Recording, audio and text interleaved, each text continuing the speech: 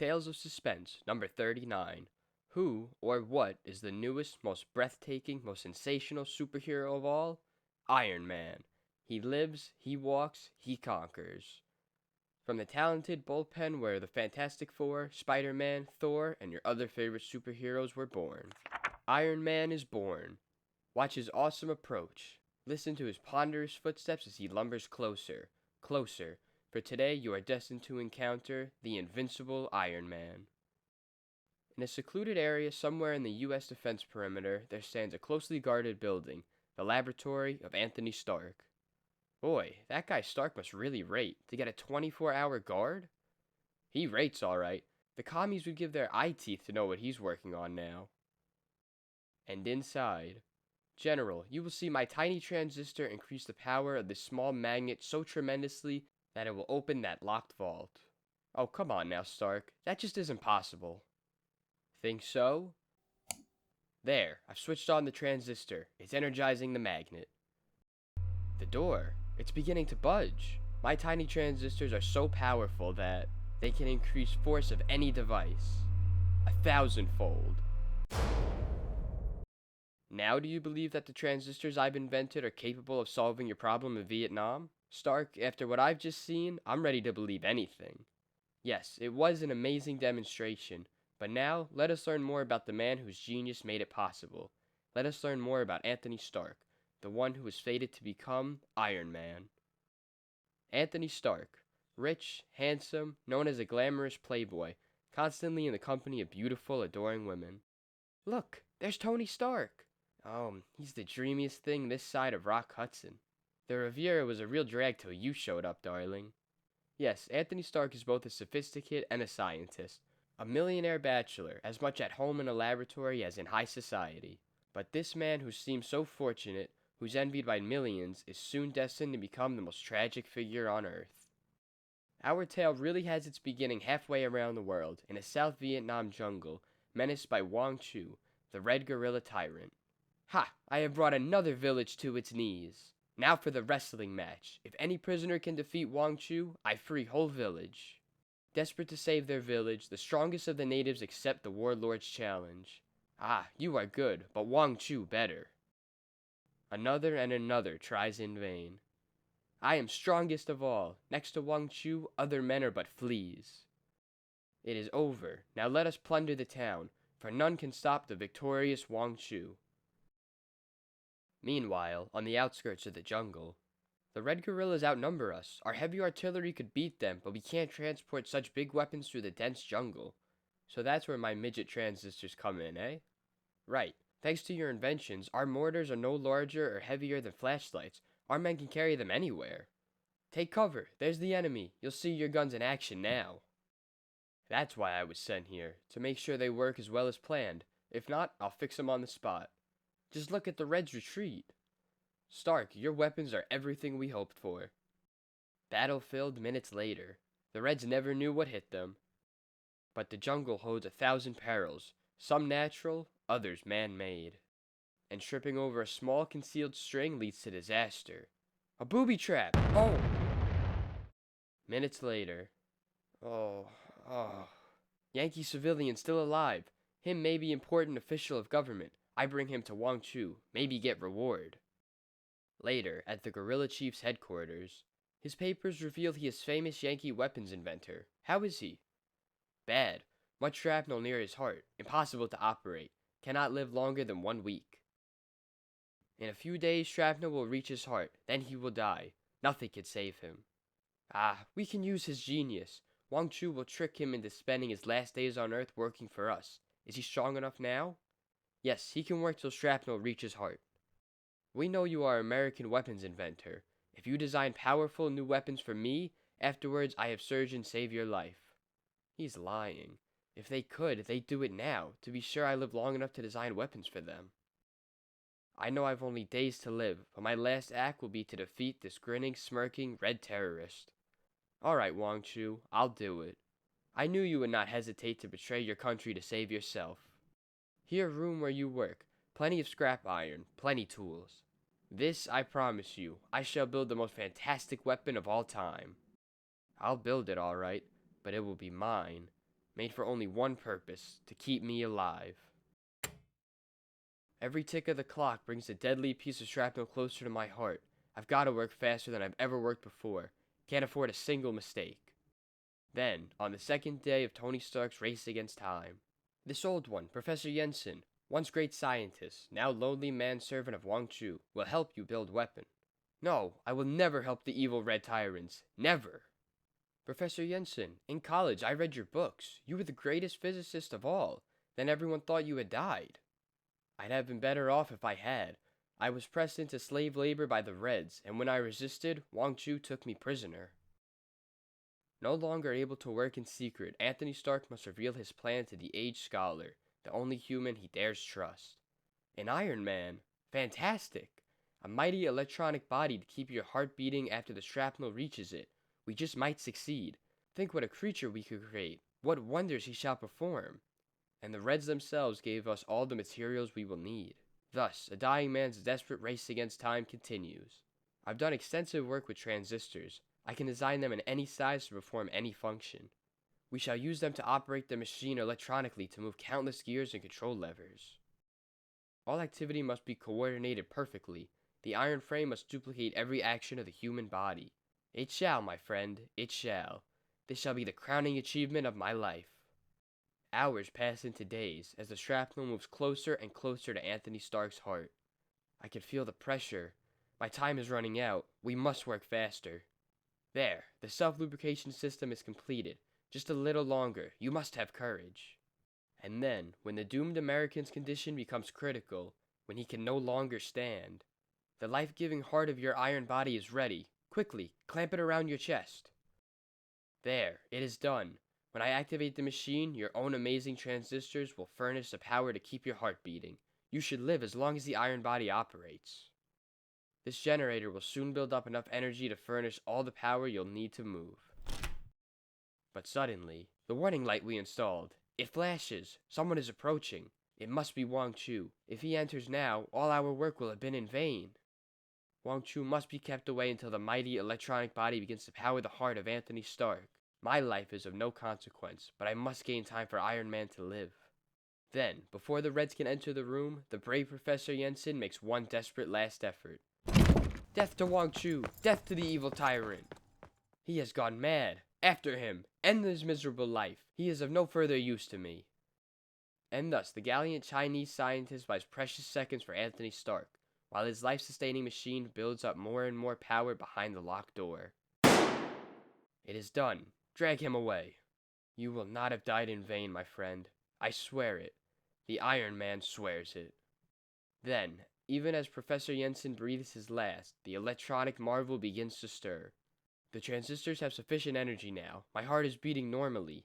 The machine is keeping me alive. Alive! And the transistor-powered circuits are coordinated with my brain waves, just as any living human's brain controls his own body. But I'm losing my balance. I'm like a baby learning to walk, but I haven't time. I must learn quickly. I must get the knack of manipulating this massive, unbelievably powerful iron shell before the Reds find me, or else I'll be at their mercy. But the brain which has mastered the secrets of science is also capable of mastering its new body, and so, I have the feel of it now. I can stand, move, even walk without toppling. Meanwhile, outside the locked door. Break it down, smash it. I must learn what has happened in there. They're coming. This is my greatest test. Can the thing I have created survive? The thing which is less than human, yet far more than merely human? This thing which is now Anthony Stark. My brain still thinks, my heart still beats, but in order to remain alive, I must spend the rest of my life in this iron prison. But this bitter realization is suddenly interrupted as the Iron Man snaps back to reality. They'll soon be through the door. I must conceal myself until I can plan my next move. Fortunately, Jensen and I equip my iron body with many attachments, such as these. I'll fashion these suction cups to my palms and turn on my transistor-powered air pressure jets. They work. They give me the power to soar into the air. They don't dream of looking up here in the shadows. The Yankee is gone, and he has built us no weapons. He cannot be far. Find him and dispose of him as you did the other who dared defy me. They killed the professor, A man who never harmed anyone in his life. The murdering swine. They'll pay for it. I swear it. Iron Man swears it. While you hunt down Yankee, I shall amuse myself at my favorite sport. Then, seconds after the Reds depart. Yes, Wang Chu, amuse yourself while you still can, for our moment of reckoning is almost at hand. In the courtyard. Ha! I win again! None can defeat the mighty warlord. I say he is a coward. I challenge Wang Chu. Who dares speak thus to Wang Chu? Show yourself. Let me see the face of the one I am about to destroy. As you wish, tyrant. First, I shall remove my clothes. Why do you stare, Wang Chu? What is wrong? Have you never seen an Iron Man before? You are not human. You are machine. And you are a heartless man of evil who is about to pay for his misdeeds. Then, before the startled eyes of the red hordes, two electronically powered arms seize Wang Chu, lifting him easily as they would a toy. You are not facing a wounded, dying man now. Or an aged, gentle professor. This is Iron Man who opposes you, and all you stand for. You make me lose face. I destroy you. Even you can be slain. Guards, open fire. Destroy Iron Man. It will take more than small arms fire to penetrate my cast iron body. Get grenades. Bring bazookas. Quickly, you fools. Quickly. But before the heavier weapons can be brought into play, I'll just reverse the charge on this magnetic turbo insulator and use a top hat transistor to increase its repelling power 1,000-fold. There, reverse magnetism. It works like a charm. Panicked by the incredible demonstration, the guerrillas flee. Stop! Come back! The magnet affects only metal. Sheer manpower can still defeat him. Rushing into the nearest building, Wang Chu heads for the stairs. Upstairs, there is a loudspeaker. In all this confusion and noise, they cannot hear me. I must talk over the loudspeaker. Listen, my warriors. 10,000 yen to the one who destroys Iron Man. An easy matter for me to create electrical interference to drown out his words with static. And then, to frustrate the warlord's efforts even further, now I'll switch my own voice into the loudspeaker. Desert Wang Chu, flee into the jungle. What is happening? Those not my words. None can defeat Iron Man. Flee before he slays you all. In panic and without leadership, they'll soon be captured by South Vietnam's troops. And now to settle with Wang Chu. He's locked the door, but that won't keep me out. My powerful transistor makes his miniature buzzsaw inside my index finger container outperform anything 12 times its size. Alright, warlord, you are finished. Come down here. You might terrify my troops, but not Wang Chu. Take this, monster! Now to order the execution of all my prisoners. He weighted each drawer out of this cabinet with rocks. But no drawers filled with rocks can hold back iron limbs powered by electronic transistors. Knowing he's defeated, Wang Chu is trying to murder all his prisoners before he stopped. I cannot allow that. I'm free, but it took almost all my electrical power. I've got to recharge. I'm too low on energy to pursue Wang Chu. Yet I can't let him get away. Wait, I have it. Unfastening his lubricating apparatus, the Iron Man squirts out a thin stream of oil. I estimated it just right. The pressure's great enough for it to reach the ammo dump. Guards! Guards! Slay the prisoners! Now!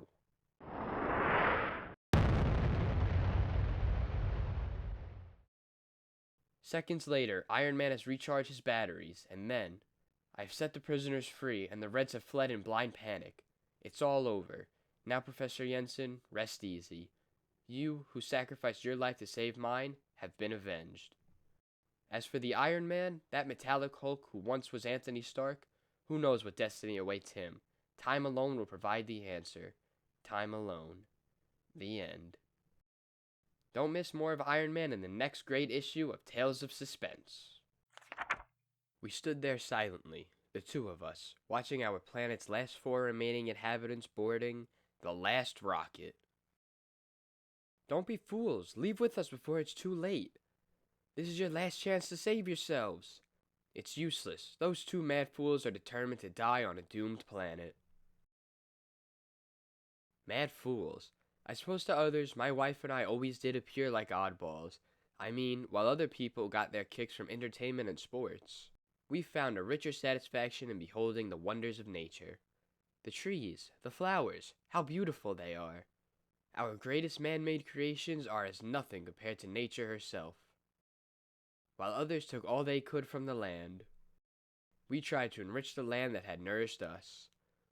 This new fertilizer will improve the soil. It's so wonderful to help things grow, to take part in creating life. But then, one fateful day, I've rechecked our findings. There's no doubt about it. Some unknown force is causing the sun to grow cold. Within a year, it will be completely burned out. A dead sun, the greatest disaster imaginable. Without the sun, we'll have no light, no heat. Nothing will be able to survive. And when the grim news was made public, our planet is doomed. Our only chance of survival is to fly to another world. Alert all government agencies. We must start building spaceships at once. Then, while all industry turned to the production of rocket ships, people in every nation prepared to abandon the homes of their fathers. Our family has lived here for ages. Why must we leave? Why?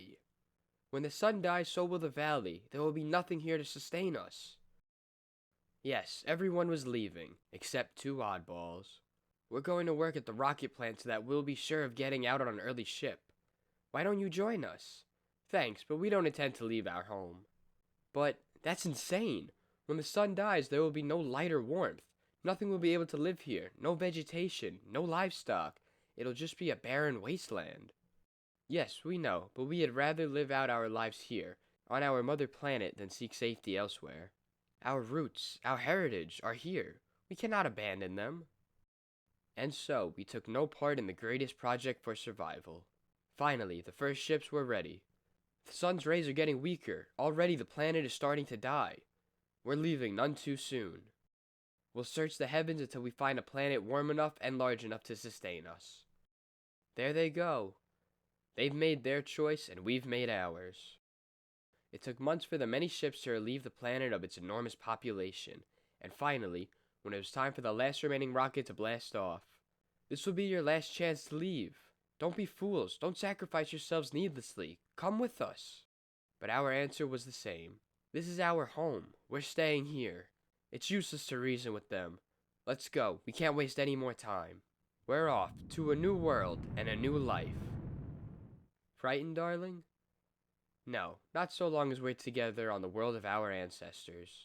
Now all that you and I, the last of our civilization, can do is wait for the end. How long will it be? At the rate that the sun has been burning out, in another week we'll have no light or warmth, and in a month or so, no food. But until the last moment, we'll have our love, and the knowledge that we haven't abandoned 2 billion years of history. Yes, darling. But before I could finish the sentence, there was a sudden flash in the sky. What's that? I'm not sure. It looks like... Yes it is. It's an exploding star. Look, a new sun has been formed. And we're in its orbit. We're saved. Saved. A new sun to nourish our planet, to give us light and warmth. We can go on living. We'll start a new race, a hardy breed whom we'll teach to love the world as we love it. And since this is a new beginning, let us give our world a new name. Let us call it Earth. Earth. I like the sound of that. That shall be the name, Eve. Yes, Adam, from this moment on. The end. Gundar. Take one lone man, shipwrecked on a strange isle. Add the legend of Gundar and prepare for an adventure into suspense. At first, it seems to be little more than a speck in the vast swirling sea. Then, as it draws closer to the little isle, it begins to take shape. The shape of a battered lifeboat with one lone, weary occupant. Up ahead! An island! I'm saved! Saved! Gotta find food, water, shelter. Weak. I'm so weak. And then suddenly, fear not, we shall aid you. People? But who? Later, after the castaway's strength has returned. What's going on here? Are you shooting a costume movie or what? We do not understand your words. We are Vikings. We await the coming of Gundar. I shall explain. Long ages ago, in the dim, vanished past, my Vikings and I sailed out to sea with the fearsome Gundar. Gundar was the cruelest, most hated captain of all. It was worth a man's life to merely incur his displeasure. You dare question my command? To the galley with them. But Gundar, we meant no disrespect. We merely asked a question. Enough talk. I am master of this vessel, and you are like the planks beneath my feet. Another word, and you will feel the might of my sword. Like a madman, the enraged Gundar suddenly attacked his startled crew. We were forced to fight back, to defend ourselves. I don't need you. I don't need anybody, for I am Gundar. He fought like all the Furies, even with his sword broken, with his strength waning. He fought on and on. His hatred was an awesome thing to behold. Finally, even his shattered sword hilt was gone. He could fight no more, but still he was defiant. I put my curse upon you all. No matter what I have done to you, I am captain of this vessel, and you have dared to raise your swords to me. For that, I condemn you. It seemed to us that his reason had left him. As we watched wordlessly, he lowered himself in a small boat. This is the last any mortal eye shall gaze upon the mighty Gundar. As for you, you be cast away on an unknown isle, to spend eternity alone, far from your homes. Only I can lift this curse, but I shall never do it. Gundar will never set you free. And mighty Odin must have heard Gundar's words, for we were indeed shipwrecked on this nameless isle, where we are doomed to remain for the rest of time. Alas, we felt we had done nothing wrong, and yet, according to the Viking code, the captain of a vessel is supreme. None may defy him, for any cause. You mean you have all been on this isle for centuries, ever since you sailed with Gundar? Aye, and here we will remain forever. For there is no way for the curse to be lifted until Gundar himself removes it, and that shall never be, for the tyrannical shipmaster has been gone for lo these many years. But if he should return, that would be a sign that merciful Odin has at last granted us forgiveness. At that moment, unexpectedly, look at Lars. What is happening to him? It is happening to all of us. We are fading away. We are returning to the past, to our own world. The curse has been lifted. We are going home. They're gone. They've returned to the past. So Gundar did lift the curse at last, even if fate herself had to help, by letting one of his descendants will the Vikings to return. Now I know that nothing in this world happens without a reason, not even being shipwrecked on a lonely isle. The end.